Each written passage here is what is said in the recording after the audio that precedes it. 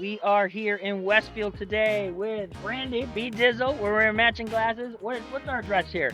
1331 East Mountain Road. East Mountain Road in Westfield. It's Brad the Mortgage Guy, and this is your local look. We have an extended ranch here. Why don't you take us around and show us inside? Absolutely, come on in. We walk into this nice living area here, and we go right into the kitchen. So this is a beautiful open kitchen, perfect for family dinners. That leads out to the backyard. This backyard was built for entertaining. We have an outdoor kitchen. We have a hot tub. You have a fire pit. This is a 4-bedroom, 2.5 bath ranch. As we go down to the end of the hall is our primary bedroom. This is gorgeous. This spectacular primary bedroom was added on. You can see they have upstairs washer and dryer right in the primary bedroom in a walk-in closet. This is a ranch, but the basement here, we have to go check it out. This is the coup d'etat of this whole house. We have a bar down here. This is a custom-built bar. They even have a half bath down here for entertaining. And last but not least,